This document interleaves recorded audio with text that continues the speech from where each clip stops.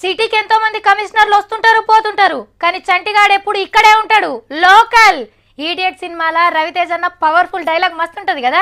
ఇక కిక్ సినిమాల sir sir నా కోసం సర్చింగ్ అంట కదా, నాకు కోరిక సారు ఏదో ఒక కేసులో బుక్ అయి పోలీస్ స్టేషన్లో ఉండాలని. ఇన్నాళ్ళకి నా కోరిక తీరింది సారు. రైటర్ నువ్వు ఎఫ్ఐఆర్ రాసుకో, మీరందరూ లాఠీలు రెడీ చేసుకోర్రి, నన్ను కొడతా అంటే వాతలు రావాలి. ఏమిరో పోలీస్ స్టేషన్ అంటే గవర్నమెంట్ గెస్ట్ హౌస్ అనుకున్నావులే, కెల్విన్ గాంతో పొడవ దిగినవట. అందులో కేసు ఏముంది సార్, డ్రగ్స్ గురించి అడుగుతారని ఏటింగ్ ఇక్కడ.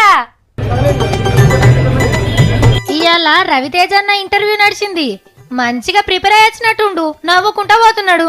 నీకు డ్రగ్స్ అలవాటు ఉన్నదా? షూటింగ్లో తలకాయ నొప్పి వస్తే ఏం చేస్తావు? కెల్విన్ గాడు బాగా క్లోజా? బోరు కొడితే ఏ పప్పుకోతావు? నీకు ఇష్టమైన డైరెక్టర్ పూరి జగన్నాథేనా? మీ తమ్ముళ్ళకి ఎప్పటి సంది మత్తు అలవాటు ఉంది అని అడిగినరట ఆఫీసర్లు. రవాణ చెప్పాలనుకునే చెప్పిండట, కానీ ఈడ రోజుకో సినిమా నడిచినట్టే అనిపిస్తున్నది. ఒక సినిమాలో ఎవరెవరైతుంటారో వాళ్ళంతా ఇంటర్వ్యూకి వచ్చిర్రు. హీరోలు, సెకండ్ హీరోలు, heroine, villain, director, dancer, cameraman, art director రాకతోని ఆబ్కారీ భవన్ సినిమా టాకీస్ అయిందనుకో రాదుండ్రి. నిర్మాత సంగీతం సప్పుడు ఇద్దరు వస్తే నిండుదనం వచ్చినట్టే. 9 రోజుల సంధి బ్రేకింగ్ వార్తలకు ఆబ్కారీ భవనే అడ్రస్.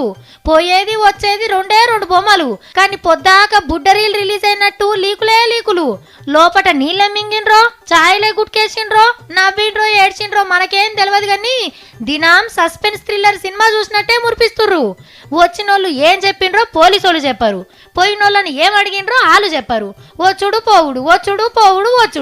ఇంటర్వ్యూలు ఇట్లనే నడుస్తాయా, లేకుంటే ఇంటర్వ్యూలు తీసుకొని డ్రగ్స్ కేసుని క్లైమాక్స్ కి తీసుకుపోతారా అనేదే చూడాలి.